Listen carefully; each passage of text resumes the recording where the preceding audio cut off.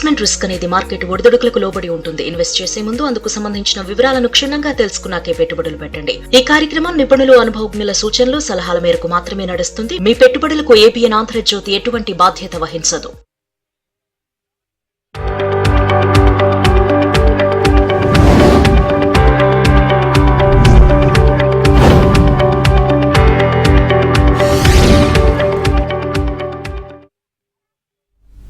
నమస్తే, welcome to ABN business news. దేశీయ stock మార్కెట్లు ఫ్లాట్గా కొనసాగుతున్నాయి. సెన్సెక్స్, నిఫ్టీ లాభ నష్టాల మధ్య ట్రేడ్ అవుతున్నాయి. Bosch, HAL, Bajaj auto, Shree cement షేర్లు లాభాల్లో ఉండగా వేదాంత, హిందుస్థాన్ యూనిలివర్, ఎల్టీఎం షేర్లు నష్టాల్లో ట్రేడ్ అవుతున్నాయి. ఇవాళ మార్కెట్ సంబంధించి అనాలిసిస్ అందించడానికి ప్రముఖ బిజినెస్ అనలిస్ట్ శేషు గారు మనతో పాటు లైవ్లో జాయిన్ అవుతున్నారు. వారితో మాట్లాడి మరిన్ని విషయాలు తెలుసుకుందాం. శేషు గారు నమస్తే అండి. నమస్తే అండి. సరే, ఇవాళ మార్కెట్లు ఫ్లాట్గా కొనసాగుతూ ఉన్నాయి. అంటే ఏ అంశాలు ఇవాళ మార్కెట్ని ప్రభావితం చేస్తున్నాయి అనుకోవచ్చు సార్? అంటే ప్రభావితం పరంగా చూడాలి అంటే, పాజిటివ్ పరంగా చూడాలి అంటే క్రూడ్ అనేది బాగా కరెక్ట్ అయింది. మళ్ళీ 100 బిలోకి రావడం అనేది ఒక పాజిటివ్ అంశం అనమాట. $92 దగ్గర NYMEX క్రూడ్ ట్రేడ్ కావడం చూస్తున్నాము. ఇది చాలా పాజిటివ్ అంశము. ఇది ఇంకా మరింత వీక్ అయితే మన ఇండియాకి మాత్రం చాలా పాజిటివ్. మరోవైపు గ్లోబల్ మార్కెట్స్ పరంగా చూసుకుంటే, మరీ ముఖ్యంగా ఈ రోజు నిక్కై చాలా స్ట్రాంగ్ గా 6% ర్యాలీ అనేది మనం చూస్తున్నాము. జపాన్ మార్కెట్స్ అనమాట.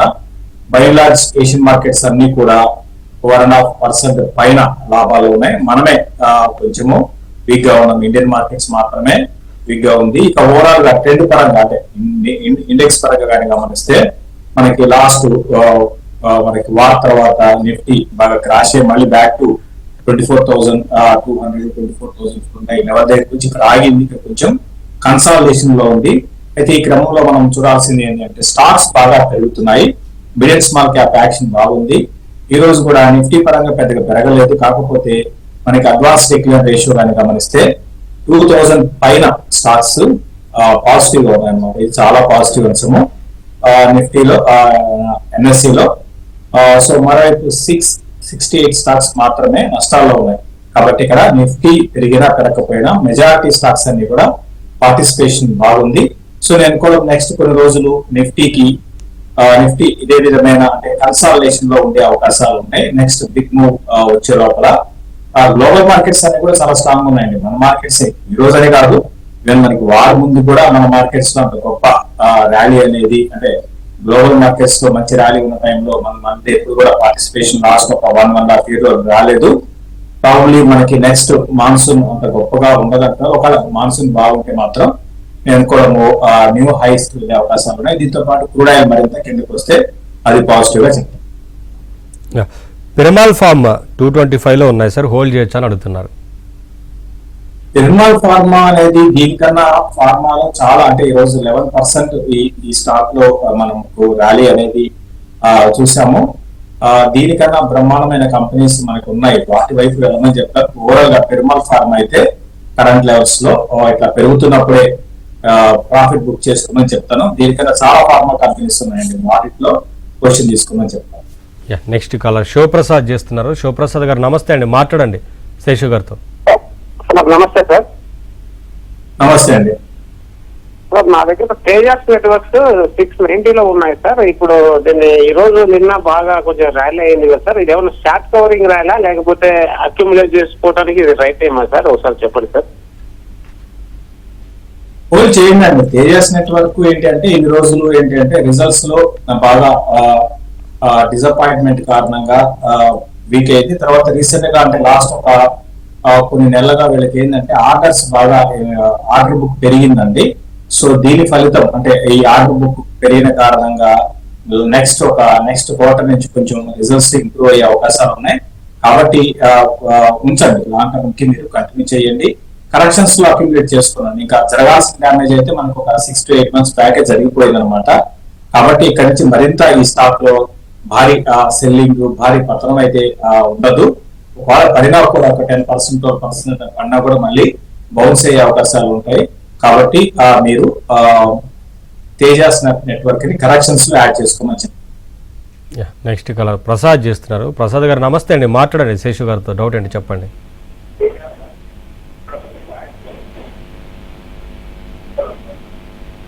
ప్రసాద్ గారు చెప్పండి. సార్ నమస్కారం సార్. సార్ డిక్సన్ టెక్నాలజీస్ 11,400 తీసుకున్నాము.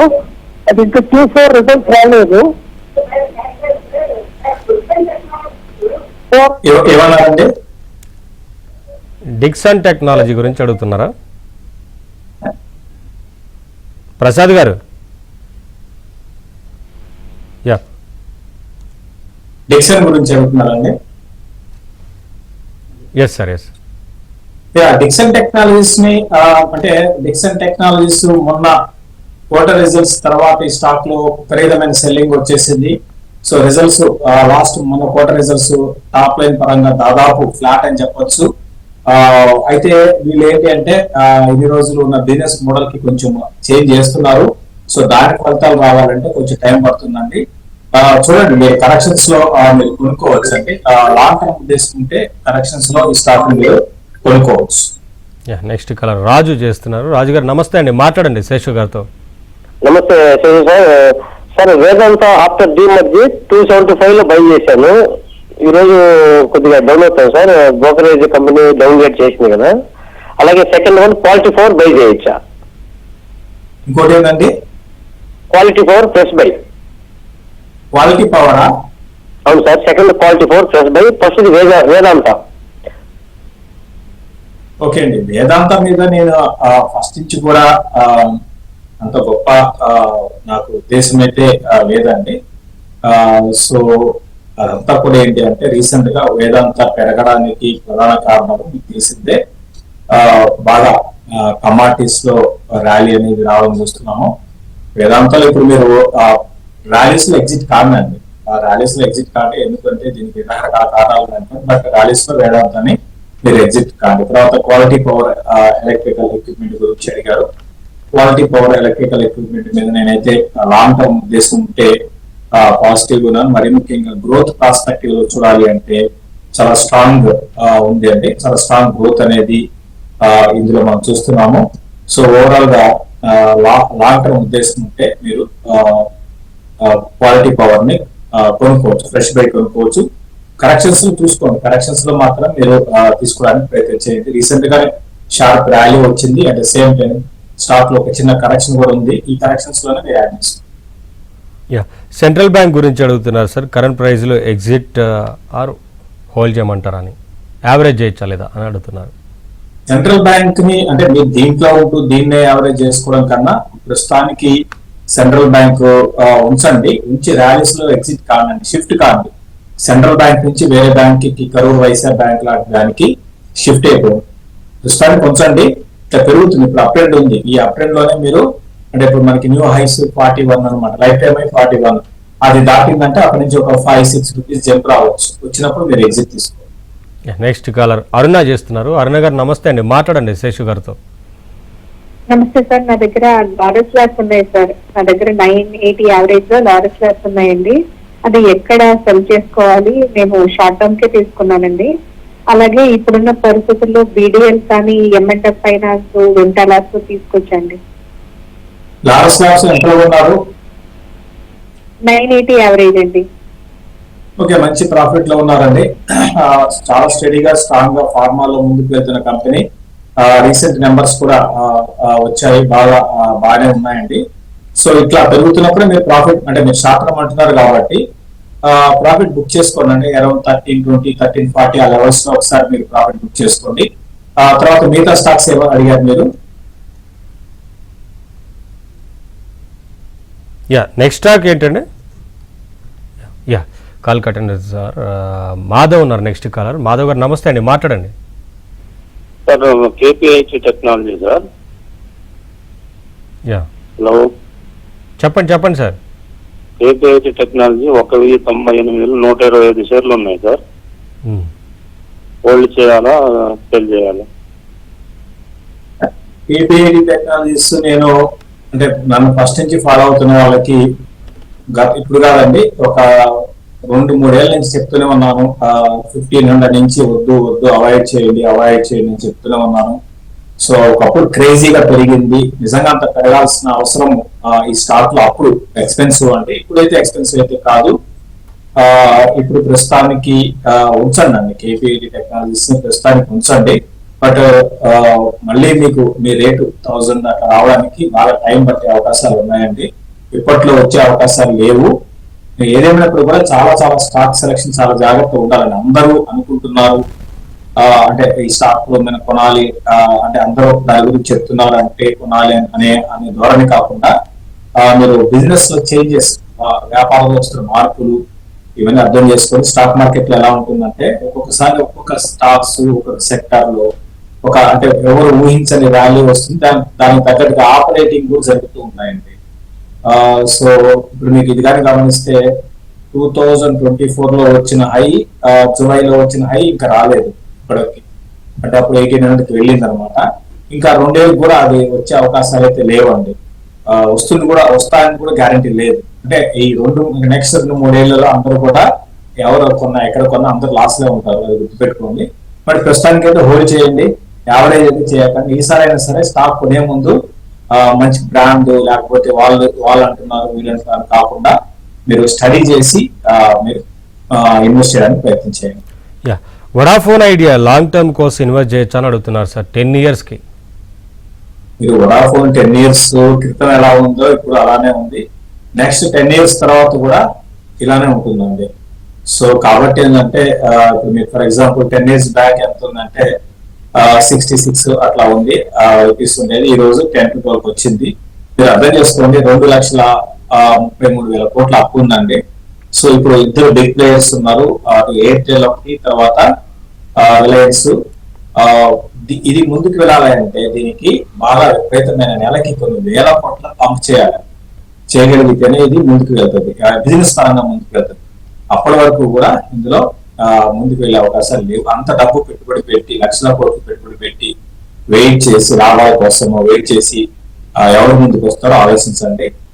కాబట్టి ఏంటంటే 10 ఏళ్ల కోసమైనా 5 ఏళ్ల కోసమైనా ఎందుకు ఎన్నో కంపెనీస్ ఉండగా మనం ఇటువంటి కంపెనీస్ లో ఉంటాం అనేది అవసరం.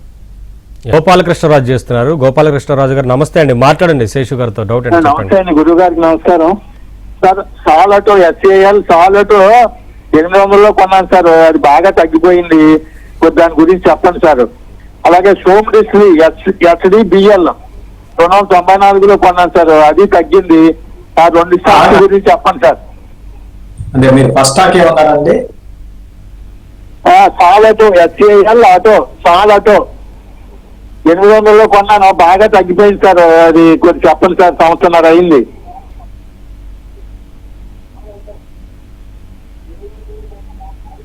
సాలాటో కొన్నారు అంతే కదా? అవును సార్. ఎంతలో కొన్నారంటే? కాల్ కట్ అయింది సార్. SAL ఆటోమేటివా? ఇప్పుడు వాళ్ళు అడిగిన ప్రశ్న సరిగా వినపడలేదు.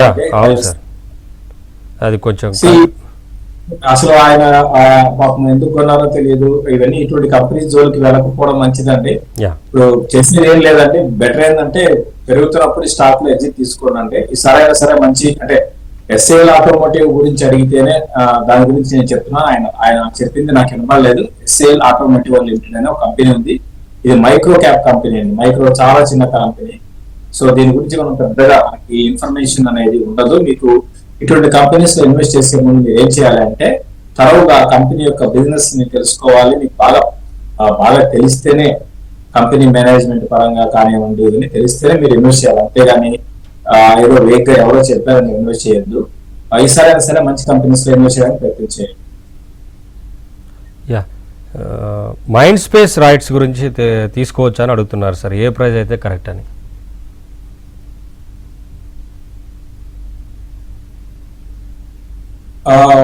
మైండ్ స్పేస్ ప్రస్తుతానికి స్లోగా ఉంటుందండి, చాలా స్లోగా ఉంటుంది స్టాక్. ప్రస్తుతానికి అయితే మన రిజల్ట్స్ అయితే బాగా వచ్చాయి కాబట్టి దానికి ఆల్రెడీ స్టాక్ డిస్కౌంట్ అయిపోయింది. ఏ రేట్ లో కొనాలి అంటే నేనైతే కొంచెం వద్దని చెప్తానండి. కొంచెం రియల్ ఎస్టేట్ పరంగా కొంత వీక్ గా ఉంటుంది. నేను కూడా నెక్స్ట్ ఒక 1.5 years 2 years ప్రస్తుతానికి అయితే ఈ లెవెల్లో అయితే వద్దని చెప్తే కొంచెం వెయిట్ చేద్దాం. వేరే స్టాక్స్ ఏమైనా వేరే సెక్టర్ సెలెక్ట్ చేసుకోండి టైం బీయింగ్. మళ్ళీ రేపు పొద్దున ఒక 1.5 years దీంట్లో ఒక కరెక్షన్ మనం ఎక్స్పెక్ట్ చేస్తున్నాను నేనైతే. ప్రాఫిట్ బుకింగ్ అనేది బాగా రావచ్చు, అప్పుడు ట్రై చేయొచ్చు. ప్రస్తుతానికి అయితే మైండ్ స్పేస్ ప్రస్తుతానికి బిజినెస్ ఏదైతే ఉందో దాన్ని వృద్ధం చెప్తాను. నెక్స్ట్ కలర్ సతీష్ చేస్తున్నారు. సతీష్ గారు నమస్తే అండి, మాట్లాడండి శేషు గారితో. డౌట్ అండి, చెప్పండి. నమస్తే అండి సార్. ప్రెసెంట్ లాంగ్ టర్మ్ కోసం Jio finance best, M&M finance తీసుకోమంటారా? ఇంకోటి ఫ్యూచర్ తీసుకోవచ్చు లాంగ్ టర్మ్ కోసం. జియో ఫైనాన్స్ అస్సలు వద్దు. తర్వాత మీరు M&M ఫైనాన్స్, జియో ఫైనాన్స్ అసలు దాని గురించి మనం మాట్లాడుకోవడం మంచిదంటే. M&M ఫైనాన్స్ పర్లేదు, కానీ దానికన్నా మీకు NBFCs లో ఉండాలి అంటే పూనావాలా వెళ్ళండి. పూనావాలా మీరు ట్రై చేయొచ్చు. బాగా ఇంకా గ్రోత్ అనేది ఇంకా పెరిగే అవకాశాలు ఉన్నాయి. మార్చి నెంబర్స్ కూడా చాలా బాగా వచ్చాయి. పూనావాలా వెళ్ళండి. M&M వద్దు, జియో వద్దు, పూనావాలా వెళ్ళండి. లేదా ఇంకా మీకు కావాలంటే 5 స్టార్ అయినా సరే, 5 స్టార్ బిజినెస్ ఫైనాన్స్, దాంట్లో అయినా సరే మీరు ఇన్వెస్ట్ చేయడానికి ప్రయత్నం చేయండి. తర్వాత క్యూపిడ్ గురించి అడిగారు. క్యూపిడ్ గాని గమనిస్తే ఇది మిడ్ క్యాప్ స్టాక్, చాలా వోలటాలిటీ ఉంటుంది. ఏదైతే సైడ్ పెరిగినా పడినా బాగా విపరీతంగా ఉంటుందంటే చాలా అంటే వోలటాలిటీ ఉంటుంది. ఈ లెవెల్లో క్యూపిడ్ అయితే వద్దు. అంటే దాని కంపెనీ సైజ్ కి అది అంటే ఆ వాల్యుయేషన్ 18,000 కోట్లు అనేది వద్దని చెప్తారు. ఇప్పుడైతే క్యూపిడ్ అయితే వద్దు, ఇంకా ముందుకు వెళ్తుంది. అయినా సరే రిస్క్ ఎక్కువ ఉందండి, ఈ లెవెల్లో వద్దని చెప్తారు. జైడస్ గురించి అలాగే అమర్ రాజా యావరేజ్ చేయొచ్చు అని అడుగుతున్నారు సార్. జైడస్ వెల్నెస్ లైఫ్ అండి? జైడస్ అని మెన్షన్ చేశారు సార్. ఓకే అండి, జైడస్ రెండు కూడా మీరు మంచి కంపెనీస్, రెండు కూడా కొనుక్కోవచ్చు, యావరేజ్ చేసుకోవచ్చు. ఇంకా అమర్ రాజా అంటే మన ఇండియాలో ఉన్నది రెండే అన్నమాట, అమర్ రాజా తర్వాత ఎక్సైడ్. యావరేజ్ చేసుకోనండి. వీటికి ఇంకా పెద్ద భారీగా పెరిగేది ఉండదు. సేమ్ అదే బిజినెస్ ఉంటుంది, కొత్త ధరం ఏమి ఉండదు. అదే బిజినెస్, అదే గ్రోత్, అదే స్టోరీ ఉంటుంది. పర్లేదు, ఇక్కడ నుంచి కొంచెం మళ్ళీ రివైజ్ కి వెళ్ళే అవకాశాలు ఉంది. నెక్స్ట్ కలర్ భాస్కర్ గుప్తా చేస్తున్నారు. భాస్కర్ గారు మాట్లాడండి శేషు గారితో.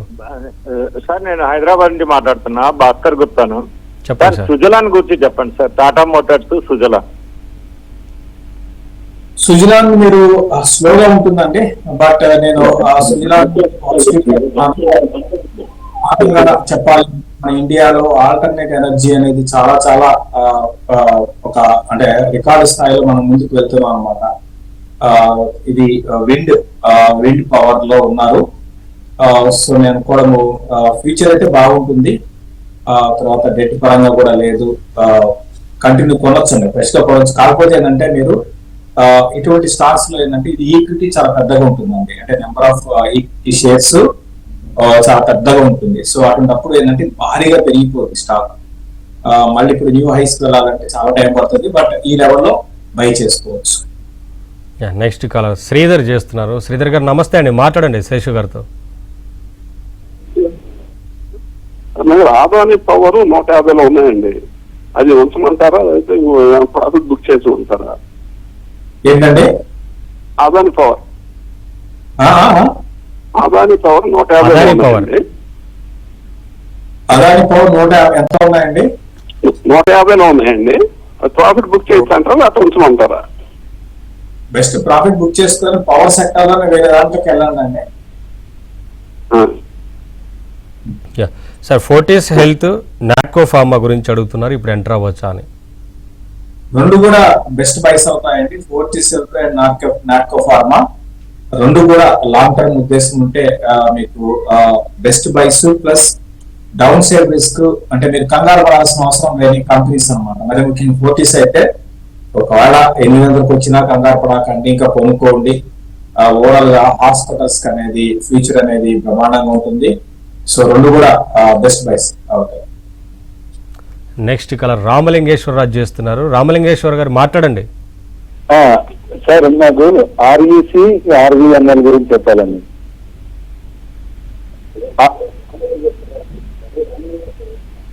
ఆర్ఈసి అండ్ ఆర్వీఎన్ఎల్ గురించి చెప్పండి సార్. ఏం చెప్పాలండి మీకంటే మీరు కొనాలనుకుంటున్నారా? ఉన్నాయి 5 వందలు, వాటిని ఉంచొచ్చా లేకపోతే ఏంటి? ఉంచండి, ప్రస్తుతానికి ఉంచండి. రూరల్ ఎలక్ట్రిఫికేషన్ ఒకటి, రైల్ వికాస్ నిగమ్ లిమిటెడ్ రెండు కూడా ఉంచండి. స్లోగా ఉంటాయి, ఇప్పట్లో పెరిగే అవకాశాలు అయితే పెద్దగా భారీగా పెరిగే అవకాశాలు అయితే కనపట్టలేదు. బట్ కంటిన్యూ చేసుకోండి. అపోలో హాస్పిటల్స్ గురించి అడుగుతున్నారు సార్, లాంగ్ టర్మ్ ఇన్వెస్ట్మెంట్ కోసం అడ్వైజ్ చేయమని. కొనుక్కోవచ్చు అండి. అపోలో హాస్పిటల్స్ ఆల్రెడీ కొనుంటే హోల్డ్ చేయండి, కొత్తగా కొనాలనుకున్న వాళ్ళు కొనొచ్చు. లాంగ్ టర్మ్ కి అపోలో హాస్పిటల్ బాగానే ఉంటుంది. ఎంఆర్ఎఫ్ గురించి అలాగే ఎంఆర్ఎఫ్ అయితే ప్రస్తుతానికి